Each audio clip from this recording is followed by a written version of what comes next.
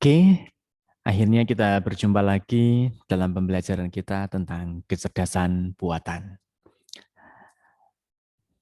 Oke, pada kesempatan hari ini kita akan membahas tentang pokok bahasan kita, kelanjutan dari video sebelumnya, yaitu tentang pencarian heuristik atau heuristic search atau informer search. Pencarian heuristik ini pastinya kita harus tahu dulu ya. Nah, asal mulanya kata heuristik itu berasal dari bahasa Yunani, yaitu heuriskin, yang berarti itu mencari atau menemukan. Sedangkan dalam pemrograman, istilah heuristik itu sebagai lawan kata dari algoritmik, di mana kata heuristik diartikan sebagai suatu proses yang memungkinkan dapat menyelesaikan suatu masalah, akan tetapi tidak ada jaminan bahwa solusi yang dicari selalu dapat ditemukan. Karena heuristik di sini itu merupakan suatu informasi yang harapannya akan mendekatkan kita kepada suatu solusi. Pada metode heuristik ya, kata heuristik ini sebagai suatu fungsi yang memberikan suatu nilai atau dapat diartikan sebagai suatu bobot atau bisa kita artikan sebagai suatu biaya perkiraan atau suatu estimasi sehingga kita akan menuju ke suatu solusi atau goal yang akan kita harapkan. Itulah sekelumit ya tentang heuristik. Metode pencarian heuristik, beberapa metode yang tergolong dalam heuristic search atau pencarian sifatnya yang terbimbing. Terbimbing di sini karena adanya suatu informasi. Ya, yang pertama itu ada generate dan test. Artinya ada proses pembangkitan dan juga ada proses pengujian. Dan yang kedua ada hill climbing, pendakian bukit ya. Nah, hill climbing di sini dibagi menjadi dua, ada yang simple hill climbing atau simple HC, ada juga yang steepest ascent hill climbing. Kemudian yang ketiga ada best first search ya atau best FS, pencarian terbaik pertama. Di mana best first search ini ada yang greedy best first search, ada yang optimum astar atau optimum bintang, biasanya terkenal seperti itu. Nah, untuk yang pertama yaitu ada metode generate dan test. Artinya, metode generate dan test di sini ada proses untuk pembangkitan dan ada proses untuk pengujian atau tes. Atau biasanya yang kita kenal dengan istilah GT biasanya. Metode GT merupakan metode yang paling sederhana dalam pencarian heuristik.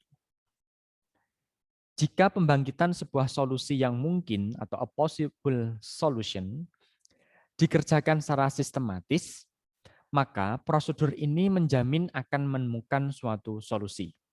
Akan tetapi, jika ruang masalahnya sangat luas, perlu kita ingat kembali bahwa proses pencarian yang ada dalam kecerdasan buatan atau artificial intelligence itu kita membahas tentang ruang keadaan dari masalah tersebut. Maka memerlukan waktu yang sangat lama. Sehingga kalau masalahnya sangat luas, pasti ya kita akan mendefinisikan ruang keadaannya juga akan luas juga. Sehingga waktu yang dibutuhkan untuk menyelesaikan pun juga akan semakin lama. Metode GT terdapat dua prosedur penting yang harus kita pahami. Yang pertama yaitu ada metode pembangkitan dan yang kedua ada metode tes. Artinya pembangkitan di sini membangkitkan sebuah solusi yang mungkin. Artinya semua solusi yang mungkin bisa kita bangkitkan dari masalah yang ada. Kemudian tes di sini kita akan menguji solusi yang telah dibangkitkan tersebut. Pada kasus penggunaan memori yang sedikit, artinya memori yang sederhana, kaidah depth first search dapat digunakan untuk prosedur pembangkit. Artinya kita bisa menggunakan kaidah depth first search. dalam menghasilkan suatu solusi. Sedangkan prosedur tes pastinya kita akan menggunakan suatu fungsi heuristik yang akan kita definisikan. Algoritma dari generate dan tes, ya, pertama pasti bangkitkan semua kemungkinan solusi yang ada. Setelah kita bangkitkan semua kemungkinan solusi yang ada, kita uji.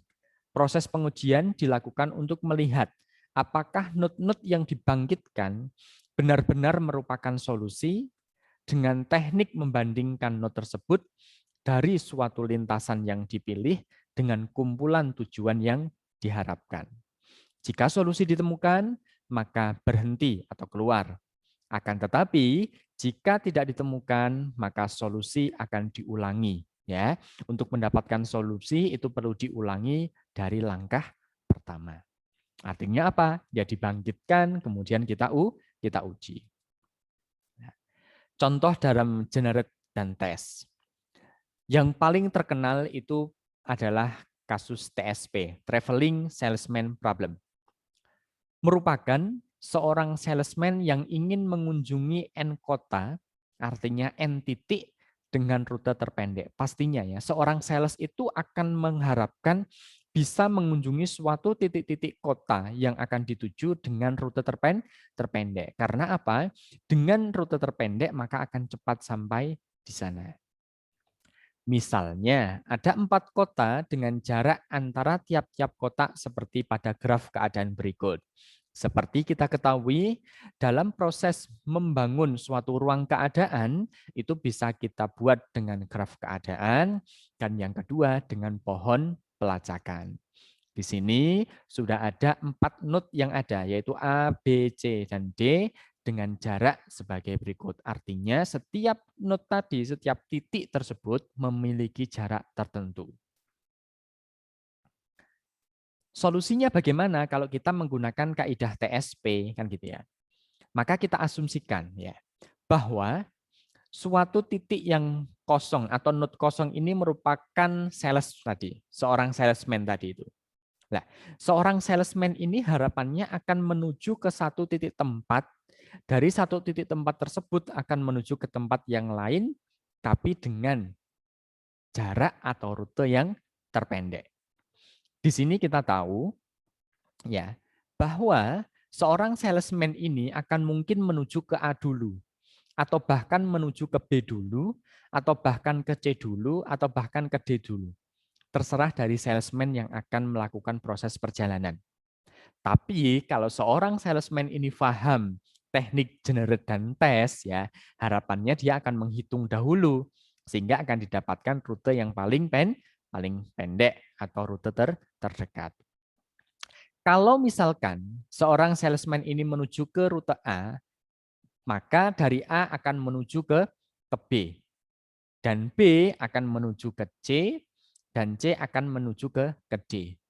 Atau B ini bisa ke D dulu, bisa ke C dulu. Begitu juga A ini selain ke B juga bisa ke C dan bisa ke D dulu. Begitu juga kalau seandainya seorang salesman ini tidak mau ke A, tapi ke B dulu. Maka dari B akan bercabang menuju ke A, menuju ke C, dan D. Kalau misalkan menuju ke C, maka akan bercabang dari A, B, dan D. Kalau misalkan D dulu yang diawali sebagai titik utama, maka seorang salesman ini ya akan menuju ke A, B, dan C. Begitu seterusnya. Sehingga dari proses generate ini kita akan mendapatkan suatu solusi yang mungkin bisa kita lalui ya. Siapa dia? Ya, solusinya ya. Yang pertama, kalau kita lihat dari graf keadaan ini, ya dari graf keadaan, kemudian kita buat graf pohonnya atau graf pelacakannya, kita akan punya A, B, C, D. Begitu juga A, B, D, C. Begitu juga A, C, B, D. Begitu juga A, C, D, B, dan seterusnya. Berdasarkan dari pohon pelacakan yang sudah kita bangkitkan.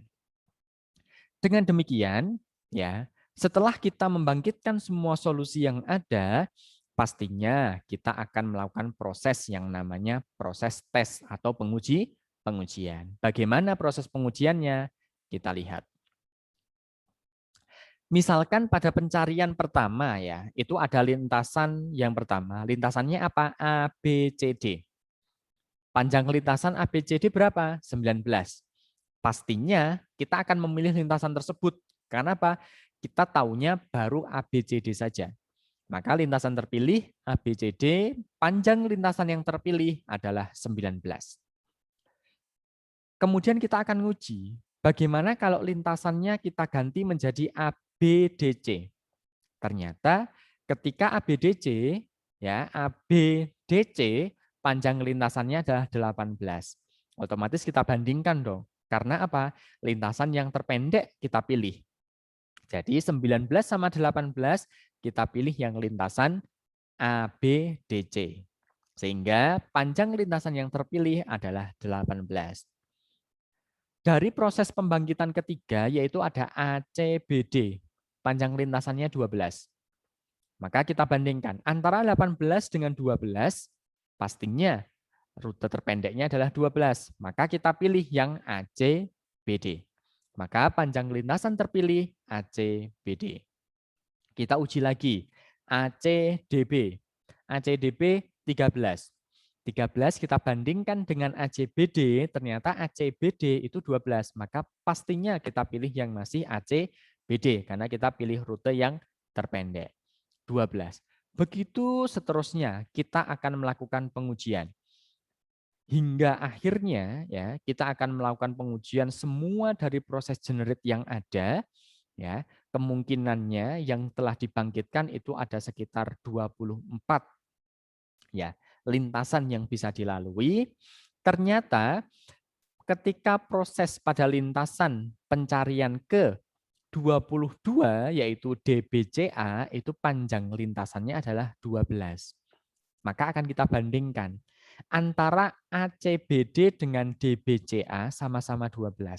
Maka seorang salesman ini boleh memilih mau ACBD dulu atau DBCA dulu, tidak masalah. Karena apa? Sama-sama rutenya sepanjang 12. Begitu juga kita cek yang DCAB ternyata lebih jauh karena 17 nilainya. Begitu juga dengan DCBA ternyata juga lebih jauh 19. Maka akan kita pilih ACBD atau DBCA sebagai rute terpendek yang harus dipilih oleh seorang salesman itu untuk menuju 4 titik tersebut tanpa harus mengulangi titiknya dari titik satu ke titik yang lain. Artinya kita akan menuju satu titik ke titik yang lainnya. Panjangnya berapa? Panjang lintasannya adalah 12. Nah, kalau misalkan seandainya kita punya 5 titik, masih prosesnya TSP ini, nah, coba bagaimana bisa dicoba hasilnya dan bisa dilihat banyaknya yang dibangkitkan berapa dan bagaimana proses pengujiannya. Selamat mencoba, semoga bermanfaat. Terima kasih, semoga bermanfaat. Dari saya, wassalamualaikum warahmatullahi wabarakatuh.